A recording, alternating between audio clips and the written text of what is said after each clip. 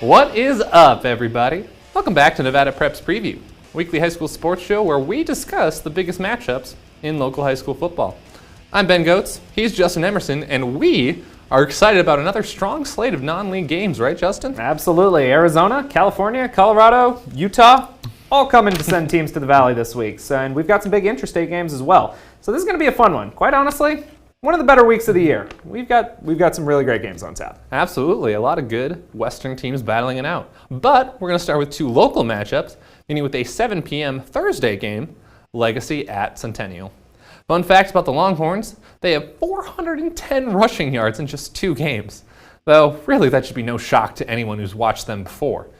They might find tougher sledding against this Bulldogs team, though, which is 1-1, but has been competitive in matchups against Sierra Vista and Green Valley, two teams we are high on entering the year. Oh yeah, definitely. And I mean, this is no longer a Northwest League game with the realignment, but the teams decided that they didn't want this annual matchup to end.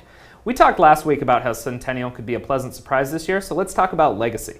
Amari Foster and Jerry Martin are shouldering the load out of the backfield, and Lee Wilson has had no trouble getting into opponents' backfields. He had 4 sacks in the season opener and has 17 tackles in 2 games so far. This Legacy team could be a major player in the Northeast League. Yeah, I agree with you. But the other big game between two local teams this weekend is Sierra Vista at Green Valley at 7 p.m. Friday. The Gators are already 2-0 after wins against Moapa Valley and Centennial, which, as previously mentioned, topped the Mountain Lions 32-26 Week 1. You know, I think what stands out to me about Green Valley right now is their balance. They have close to the same number of passing and rushing yards, and I think they have a really talented defense too. You know, you're right, and that's not something that you really see a lot of at the high school level. Green Valley quarterback Garrett Castro has 349 passing yards, and the Gators have combined for 377 rushing yards, led by Malik Duncan's 164. The Gators have won their last 12 games against non-Liberty opponents and are proving now that they can beat you in plenty of different ways. Okay, now we're going to talk about our top 3 local teams, which will all be playing an out-of-state team this week. We'll start with the number 3 team on our Nevada Preps rankings, Arborview, which is hosting Hamilton from Arizona. Now this is definitely low-hanging fruit, but I hope the Aggies don't throw away their shot to go 3 for 3 against out-of-state teams this year. The Huskies are 0-2 heading into this weekend, so I expect Arborview and Kyle Bubba Graham to make some hay here. You know, Graham has done an excellent job of inserting himself into the narrative so far. Thank you. And he is second in Southern Nevada in both rushing yards and touchdowns and has accounted for 58% of the Aggies' total yards in their 2 games. Arborview has excelled so far in playing its national schedule and will conclude the 3-game out-of-state slate against what has traditionally been a powerhouse from our neighbors to the south. Well, now we're going to pivot a little bit away from the south and go to a different state. We're moving on up to number 2 in our rankings, where Liberty will host Lone Peak from Utah at 7 p.m. Friday. Patriots are off to a 1-0 start after topping Saguaro from Arizona 22-12 last week. And I think they looked really good in there. Oh, I agree with you. You know, that was a big win for Liberty, going into Arizona and knocking off one of the state's top teams, and now the Patriots will get a shot against one of Utah's top teams. You know, no one really stood out on the stat sheet offensively for Liberty, but to hold Saguaro to 12 points is impressive.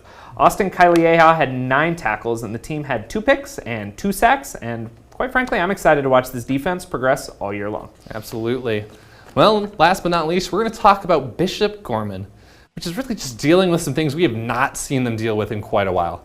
The Gales are unranked nationally for the first time since 2013 after losing to Mater Dei from California 42-0 in their opener, which was also the first time they were shut out since 2006. Needless to say, Gorman has not had that kind of slip-up in quite a while, a slip-up that we should definitely point out came against the number 3 team in the country, so there's no shame in a loss there. But it will be interesting to see how the team looks when it plays at Centennial in Arizona at 6:30 p.m. Friday. And Justin, you'll actually be there to see this one in person. Yep, I'm heading back to my hometown to see the Gales, and another local tie-in to this game has me intrigued. Centennial running back is Tywee Walker, who starred for Mojave in the Valley last year. He headed out to Peoria AZ and scored 4 touchdowns in his debut for last year's 5A state champions 2 weeks ago. Gorman is coming off its worst loss in a decade, and it's not getting any easier when you have a born and bred Las Vegas kid who you know is going to be itching for a fight against the Gales. I can't wait for this one, and I'll be Skyping into your Facebook Live Friday night with reaction from Arizona.